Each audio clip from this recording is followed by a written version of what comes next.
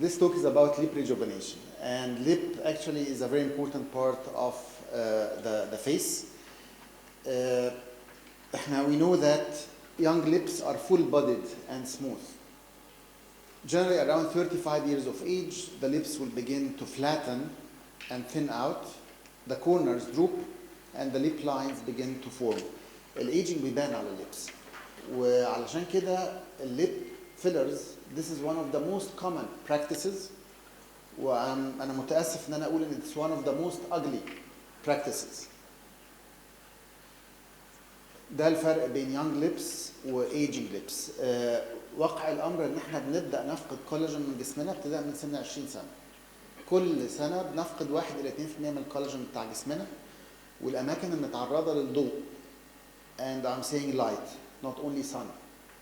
فقد الكولاجين بيبقى ضعف، وده اللي بيفسر ليه الأماكن في جلدي اللي متعرضة للضوء الكواليتي بتاعت الجلد أقل من الأماكن المتغطية، لأن الكولاجين بفقده في الأماكن المتعرضة للضوء ضعف اللي بفقده في الأماكن الغير معرضة للضوء.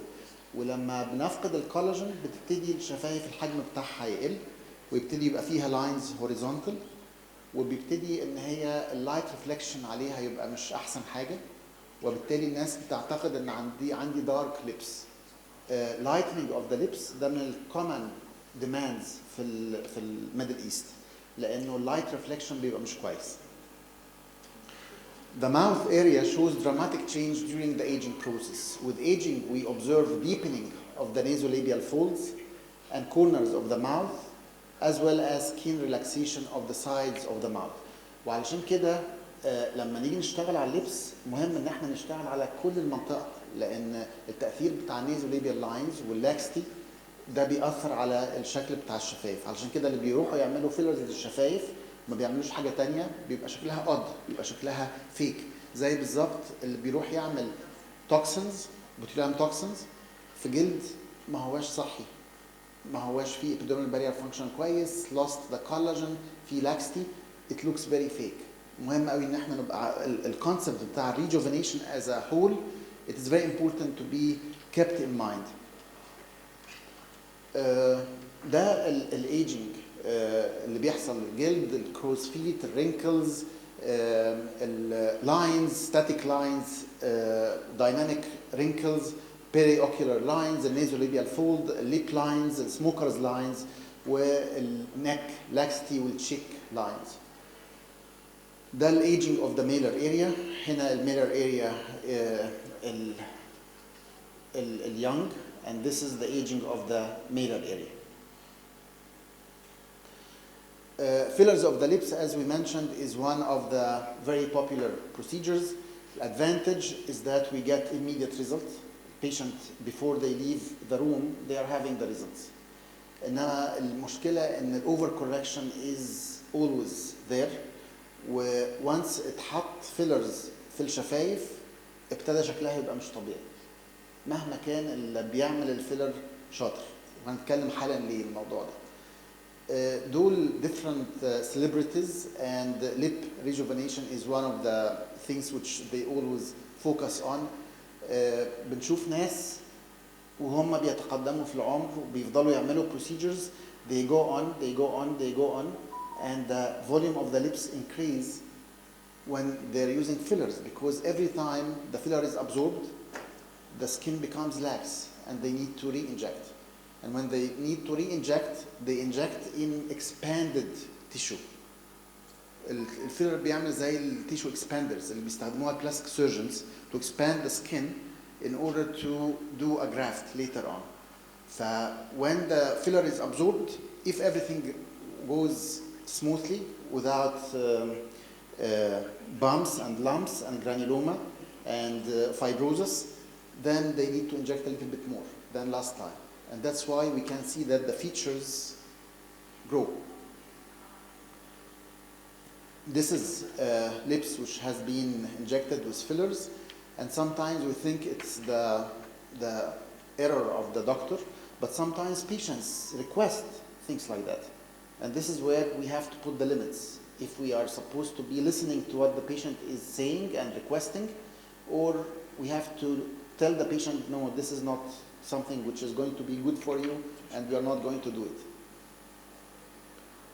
We don't want to be part of doing something like that.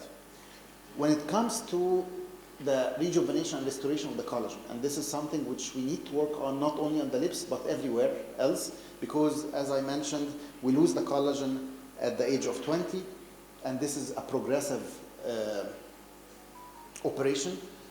In order to stimulate the collagen, we need to target both the hemoglobin and the water. Hemoglobin absorption used to heat and not to damage, and that's why the effluence should be very low. Fine upper vascular plexus, and this is also very important, fine upper vascular plexus. So we are targeting that to heat, and we need to target this fine upper vascular plexus. Why? When we lose the collagen in our skin, where the elastosis happens. الelastosis وفقد الكولاجين بيحصل في أي layer في السكين. في الديرمس. upper dermis or lower dermis. في الupper dermis. اللور dermis الكولاجين فيه intact. عشان كده كل التكنولوجيز اللي بتعمل tightening, اللي بتعمل deep tissue heating, they claim that they stimulate the collagen. But actually this is not true, because the collagen regeneration is going to happen in a deep layer where the collagen is intact. So that if we want to stimulate the collagen and treat elastosis, we need to target the upper dermis where we have lost the collagen. And because of that, it's very important to target the fine upper vascular plexus, because this is where the elastosis is happening. وده مهم قوي دلوقتي هنقول ليه.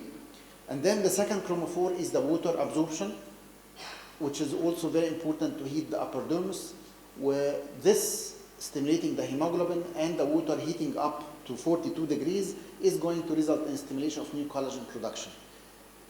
لما بنرفع حرارة الجلد ل 42 درجة مئوية ده بيعمل inflammatory reaction. والacute inflammation بيinvite fibroblasts, acute inflammatory cells. وظيفة الفايبروبلاست في جسمنا ايه؟ تصنيع كولاجين جديد. فلو احنا عملنا ان الهيت بقى confined في الupper dermis, this is where the new collagen is going to be built, and this is where we need the new collagen to be deposited. The only wavelength which can target both hemoglobin and water هو كان 1064. ولذلك كل محاولات النون ابليتيف ريجوفينيشن السابقة لم تفلح. جربوا من 15 سنة يستخدموا حاجة اسمها 1550 و 1540. Those are non-ablative fractional lasers targeting the water. It didn't work. كان في جهاز اسمه أرامس طلع سنة 2005. الأرامس ده قالوا بيعمل non-ablative rejuvenation ويعالج الأكني سكارز ويعالج اللارج بورز. It didn't succeed. حد يسمع عن جهاز الأرامس ده؟ كان ساعتها ضجة كبيرة. ما نفعش. بعد كده جربوا ان هم يعملوا البلس دايليزر. البلس دايليزر is highly absorbed by oxyhemoglobin. بيشتغل في الفاسكولار كويس قوي، بس في non ablative rejuvenation it's not that successful. لذلك ال 1064 which can target both the hemoglobin and the water is the best wavelength to be used for non ablative rejuvenation. البارامترز اللي بنستخدمها هي ان احنا بنستخدم 9 ملم سبوت 10 to 15 جول per centimeter square. لازم الفلوينس يكون قليل. بنستخدم 0.6 ملي سكند. اي جهاز اندياج ليزر which does not have pulse duration less than 1 millisecond will not do a good job in non-ablative rejuvenation. ليه؟ لان المايكرو فيسلز اللي موجوده في الليفل اللي انا عايز الهيت تبقى تراب فيه، الثيرمال اكسيشن تايم بتاعها is 1 millisecond. And in order to confine the heat into those micro vessels, I have to use a pulse duration shorter than the thermal excitation time. عشان كده إذا كان أنا عايز الحرارة تحت يحتفظ بيها الفيسلز الصغيرة اللي هي الثيرمال اكسيشن تايم بتاعها 1 ملي سكند، لازم استخدم زمن نبض أقل من 1. عشان كده 0.6 is ideal. 5 to 10 hertz. We don't use cooling لأن الهدف إن أنا أرفع الحرارة بتاعت الجلد to 42 degrees and maintain that for 3 minutes. I don't use anesthesia. أولاً لأن pain is not there. It's tolerable. It's just heating. If we are doing the pulses in good homogeneity, الحرارة مش هترتفع زيادة عن اللزوم. ولو ارتفعت زيادة عن اللزوم أنا عايز البيشنت يصوت. عشان مش عايز damage. فأنا I need this pain is an alarming sign and I need the patient to feel it if it happens so that I avoid overheating the skin. No contact لأن أنا بتحرك بسرعة 5 to 10 hertz and then no topical steroids. بعد ما بعمل البروسيجر بيبقى الجلد أحمر وإحنا اتعودنا بعد ما بنستخدم الليزر لما الجلد يبقى أحمر نحط كورتيزون صح؟ هنا لا لأن أنا الميكانيزم of action is to stimulate an inflammatory response. I need the fibroblasts. So if I put corticosteroids, I suppress the inflammation and the outcome is going to be suboptimal.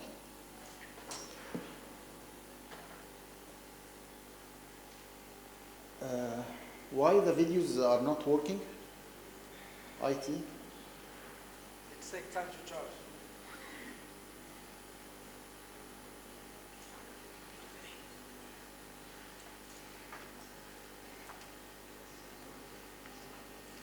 Okay. Type. This is the procedure, and we cleaned the tissue. I'm using the fractally, which is 0.6 millisecond, and as you can see, I'm painting not only on the lips. If I use it only on the lips, the heat is going to be going up very quickly, and the patient will be in pain, so I have to go away. So I'm working on the lips and the perioral area, and even sometimes on the nose to improve the pores, because when I stimulate collagen, I can shrink the pores.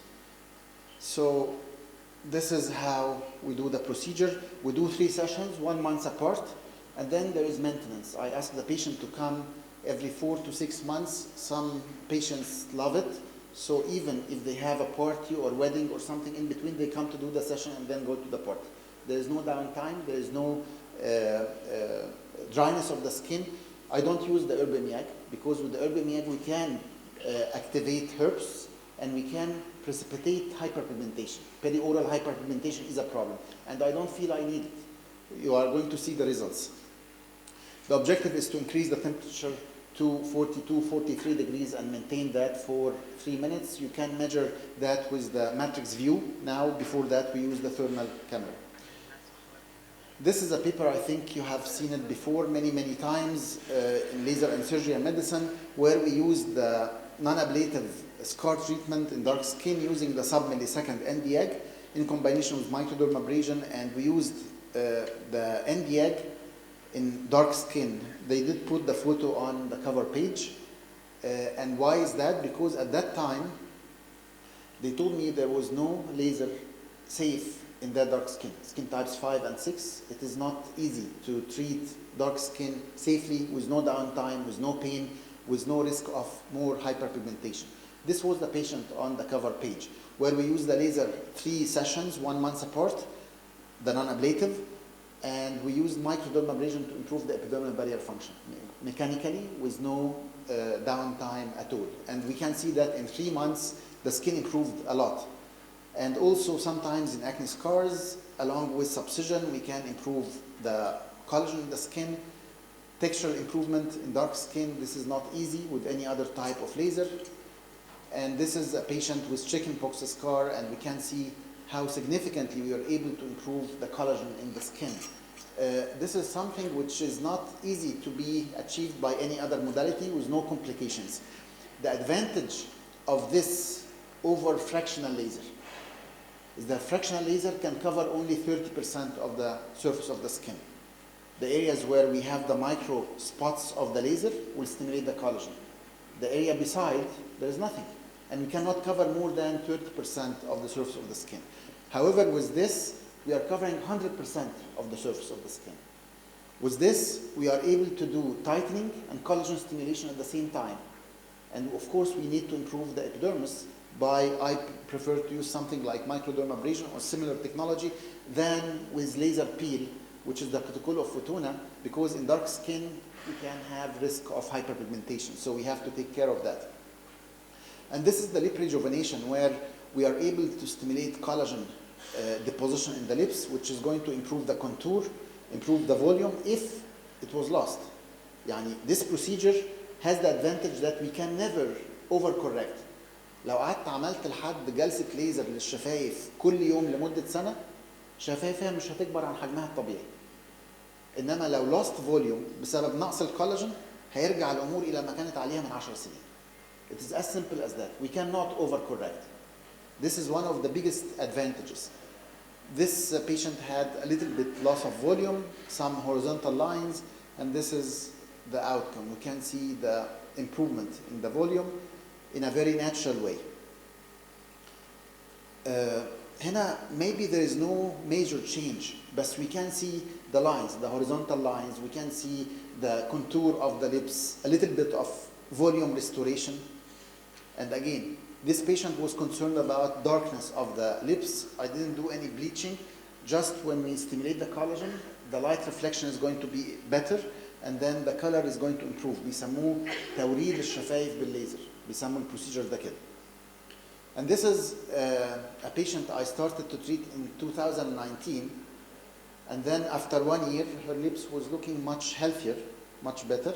I was doing rejuvenation, not only the lips, but lips was part of the rejuvenation.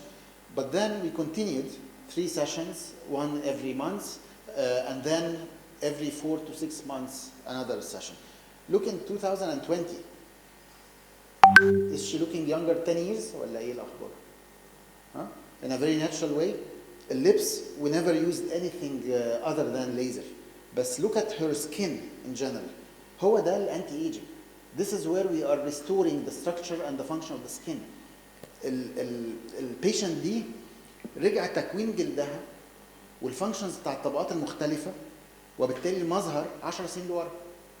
Simply by working on the different layers of the skin to restore the structure and the function of the skin, which is the definition of rejuvenation. هو ده. And this is the patient. You saw the video. This was before, and this is after. Better contour. It's not magic. It is not something which cannot be obtained by other methods like fillers and so on, but it's a very natural way. And this is the patient after I did the 4D, so 45 minutes, and this is when we started. So we did the 4D. We did the intraoral tightening, we did the piano, we did the fractory, and then we did the lip rejuvenation and the smooth eye, and then I did superficial peeling, and this is how she was looking 45 minutes after I started. We can see the difference. بعد ما بنعمل after we do the 3 sessions of the condensed course، أنا دايما بقول لهم احنا عندنا البروجرام عبارة عن جزئين، جزء مكثف هنعمله على مدار 3 شهور، الهدف منه نرجع تكوين ووظائف طبقات الجلد المختلفة إلى ما كان عليه الوضع من 10 سنين، وبعد كده الجزء الثاني بقية الحياة عبارة عن prevention علشان السنين الجاية ما يظهرش عليها علامات تقدم في العمر. So this is the program which we do. بيجوا مرتين أو 3 في السنة 3 or 4 visits للمايكروديرمابريشن or the epidermal barrier restoration، لأن الإبيديرمس is going to be impaired much faster than the deeper layers of the skin. والليزر بنعمله يمكن مرتين أو 3 في السنة according to the age of the patient. The procedures which we do are not associated with downtime، ودي حاجة مهمة قوي. النهارده ساعات بيجي لي patients في العيادة يقولوا لي أنا مش عايزة جوزي يعرف إن أنا بعمل حاجة. يعني ولا حتى الفراكشنال ليزر ينفع، ده ما فيش حاجة غير النون ابليتيف هو ده. بقول لها بس النتائج هنحصل عليها بس slowly but surely. That's fine with her. Reasonable cost لأن ساعتها بيدفعوا per month، يعني مش بيدفعوا per session، بيدفعوا في السنة قد كذا بيتقسم على الشهور في الشهر قد كذا، ف it's not a huge cost. إنما أهم حاجة بقى هي دي. No high expectations. أنا بحاول إن أنا أحافظ على ما هو جيد. إحنا عملنا خلاص البروسيجرز وبعدين عايزين نحافظ على ده. فهنا no high expectations. وال high expectations is the highest incidence of failure. أي حد متوقع حاجة مش هنقدر نحصل عليها مش هيبقى satisfied and this is failure. فلما يبقى حد عنده سكار واحنا بنعالجه بعد ما بنعمل السيشن whatever it is كل 5 دقايق بيبص في المراية هو سكار لسه موجود ولا ما مشيش ولا مشي ولا إيه. إنما when we know that we are okay, we are fine, we are not going to change so many things dramatically, خلاص I want to maintain things in good shape. فالexpectations بتبقى not very high. And then in 10 years patients will look the same or even better. وده بنقدر نعمله. شفنا الناس اللي هي بتحافظ على الكلام ده الجلد بتاعها بيبدو ان هو اصغر مع التقدم في العمر. الفيلر والانسجه بتاعتنا عامله بالظبط زي الموضوع ده. البالونه اللي بتبقى منفوخه كويس قوي في الاول وبعد شويه الديفليتس، بيحصل ايه للجدار بتاعها؟ بيترهل. ده بالظبط اللي بيحصل في الانسجه لما الفيلرز تمتص، يبتدي الجلد يترهل، يجري بسرعه البيشنت يروح يحقن فيلر تاني، ولما يحقن فيلر تاني لازم يحقن شويه اكتر من المره اللي قبلها لان الجلد تمدد، ونفضل في هذه الدايره المغلقه. وده اللي بيخلي ان احنا نشوف الناس اللي بتمشي في سكه الفيلر وبس الشفايف بتاعتها عماله بتكبر او خدودها عماله بتكبر، الفيتشرز بتاعتها عماله تتغير. احنا مش فاهمين ليه او فاكرين ان هم عندهم هوس، لا، هو مجرد ما الفيلر يمتص الجلد خلاص ترهل، بيروحوا جري بقى عشان يلحقوا يحطوا فيلر تاني. This is something which we are seeing. It happens. ده الليزر ريجوفينيشن وده الفيلر treatment لللبس. And I think we can see which one is more natural and more acceptable to maintain. احنا مش عايزين ابدا ان احنا حد فينا يبقى جزء في الوصول الى هذا المنظر. Thank you very much for your attention.